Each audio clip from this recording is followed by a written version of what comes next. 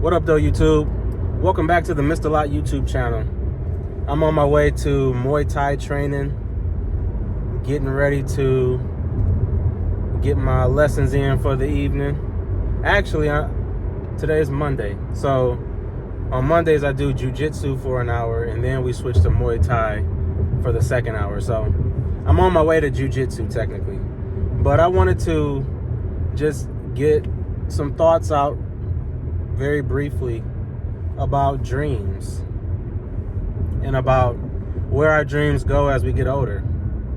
You know, I remember talking to a friend years ago, and she used to run a vision board camp.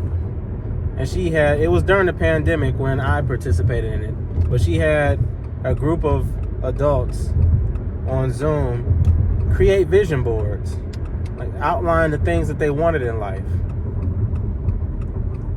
And the first thing that she did was she had us write down a list of things that we wanted. She gave us a scenario. She said, if you had 500, she gave me a crazy number. If you had $500 billion.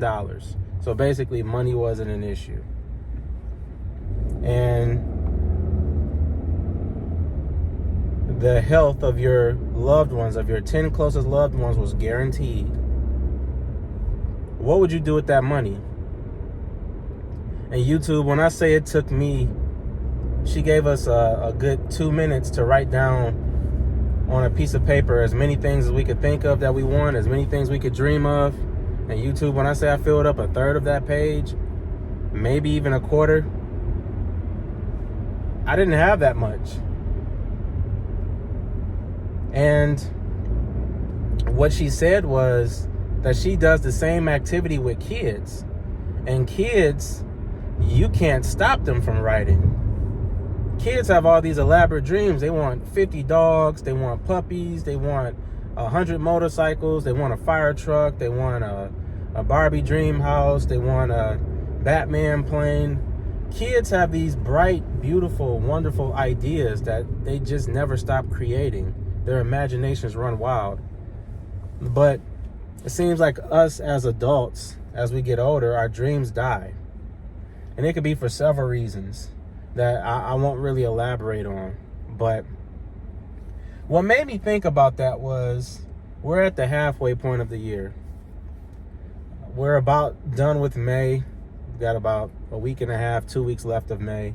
And then we're on to June, the 6th month, halfway through the year. And I usually take this time to assess my visions, assess the things that I wanted to accomplish this year, and to gut check myself to see if I'm on pace for it or if I'm way behind. And a lot of the things that I want to accomplish, I'm on pace for. But some of the things, I'm way off, including the subscribers on this channel. So if you're watching this, I encourage you to subscribe. Help me out. But what I started to ask myself was, those dreams, those things that I set out that I wanted, I began to ask myself, where did they come from? Because if I compare them to what a child might ask, and I'm not talking about literally, but I'm talking, realistic wise, I don't have that many unrealistic dreams. And that's kind of sad. I don't have that many unrealistic dreams. I mean, of course, I want to build wealth. I want to become a decamillionaire. I want to extend that as much as possible into the hundreds of millions. And these are just long-term 10, 20-year goals. But I have all of these ideas cycling in my head, and none of them are really that outlandish. None of them are really that out there.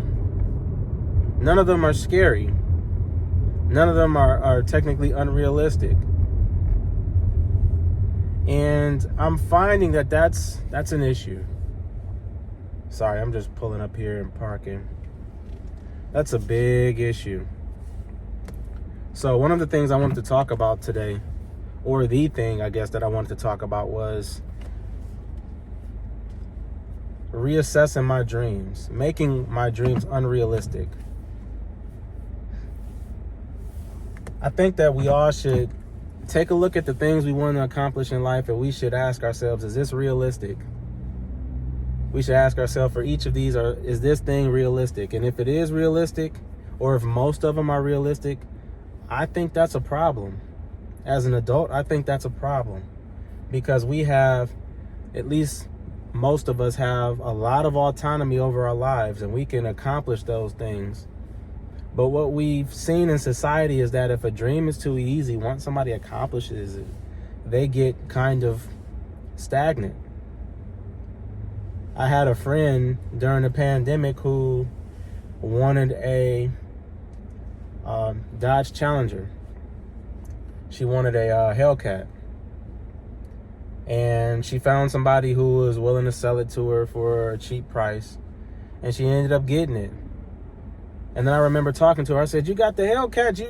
You excited? You happy? You driving it? You spinning it? You doing whatever in it?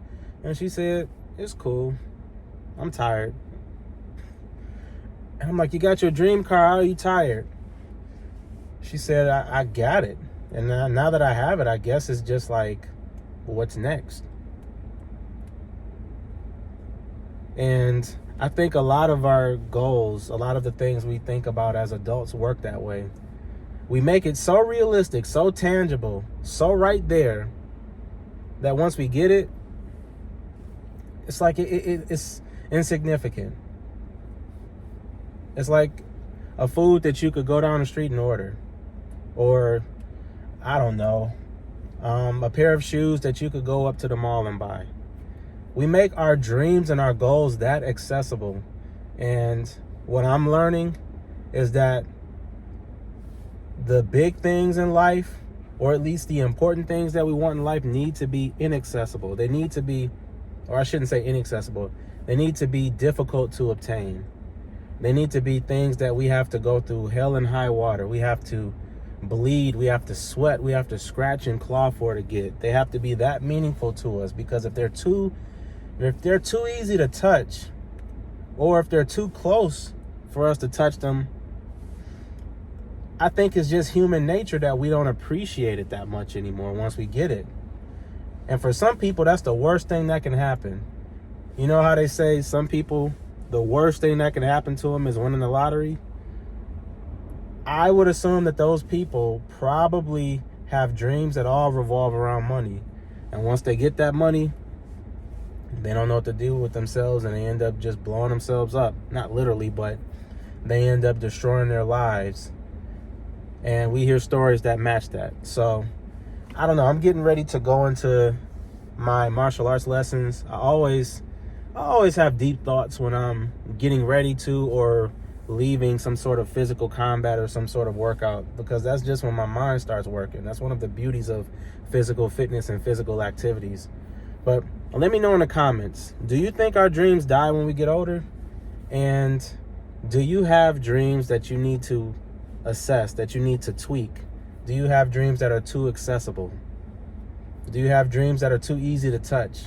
And if you're like me and you have some that are too easy to touch, what are you going to do about it? Because I tell you one thing, I can't wait to leave class tonight and get home and write. It's supposed to rain too. That's going to be an amazing night to just kind of gear myself up. And I'm going to make the craziest goals, the most outlandish, the most unrealistic goals. Because I think those are the things that are going to push me better than what I can get in the next month or the next couple weeks, couple months, couple years. So I hope this video helped somebody. I hope this video gave somebody an idea, or gave somebody the spark to do the same.